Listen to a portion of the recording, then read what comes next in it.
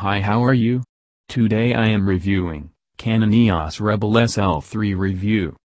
2-minute review. Controls and features. The SL3 is small enough so almost all of its physical controls are located on the right side of the body. The exception, menu and info buttons, sit at the top left corner of the rear plate, above the LCD and to the left of the eye cup. The SL3's viewfinder is optical, something that sets it apart from mirrorless cameras, which use electronic viewfinders as a rule. Modern electronic viewfinders are very good, so opting for an optical finder is no longer the de facto best option. Autofocus and burst shooting.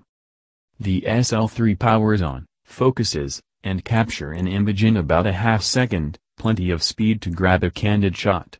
In bright light the focus is very quick to lock onto a static subject, doing so and capturing a photo in less than 0.05 second.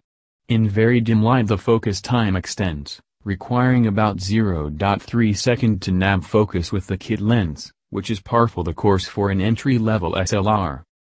Imaging and video. Imatist shows that the camera keeps noise under 1.5% when capturing JPGs through ISO 6400. Quality loss sets in a little earlier, with very slight smudging visible at ISO 800 and 1600. Image quality takes a step back at ISO 3200, with some blur noticeable there through ISO 12800. The blur is stronger at the top ISO 25600 and 51200 settings. RAW capture is also an option for more advanced photographers. RAW images show good detail through ISO 6400, albeit with some grain. The grain is heavier at ISO 12800 and at ISO 25600, but image quality holds up. Shooting at ISO 51200 results in an image with a very rough, grainy look, but that setting is only available if you dive into a menu and turn it on. Design. The smallest and lightest DSLR on the market, as of April 2019, the Canon EOS Rebel SL3 measures 4.82 by 3.65 by 2.75 inches and weighs 15.84 ounces with battery and card. Although it's light, there's enough heft to the body that it feels well balanced, even when the kit lens is fully extended. The SL3 is available in black or white, and features a deep grip that's comfortable for both smaller and larger hands. Battery life.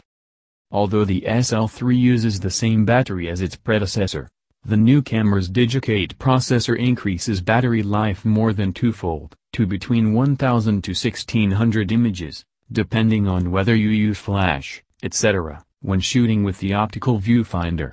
Switch to live view and it drops to between 300–350, still, that's better than the 240–260 live view shots on the SL2. Flash. The only time you'll be alerted directly that a flash is needed is when the camera is set to intelligent auto, the green button the mode dial. It's not so much having to physically raise the flash that's an issue. Rather, it's knowing when the flash is needed. That said, flash exposure was generally accurate and produced even coverage. Autofocus. As it's an SLR, the Canon 250D SL3 has two autofocus systems. When the optical viewfinder is in use, the camera employs its dedicated f-sensor which has 9 phase detection points. However, in live view mode, when the image is composed on the main screen, the 250D uses the dual-pixel CMOS f system. This has phase detection pixels embedded in the imaging sensor. Verdict. While mirrorless cameras have become increasingly popular, there's still a market for affordable, entry-level DSLRs. With the Canon EOS Rebel SL3, photographers get the basics and a tried-and-true form factor with a solid, if not overly sophisticated, set of features. And, thanks to its guided menu and built-in help, the SL3 is an excellent learning tool. Among mirrorless cameras, the speedy Sony a6300, $498 with a 16 to 50 mm lens, isn't much bigger or heavier than the Canon SL3. And while the Sony has a tiltable LCD, it doesn't fully articulate like the SL3, nor is it touchscreen capable. Given Sony's dense menu system, You'll need a little patience to navigate settings. And the Canon SL3 outperforms the A6300 when it comes to low light, high ISO shooting.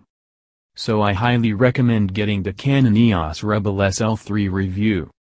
Thank you for watching.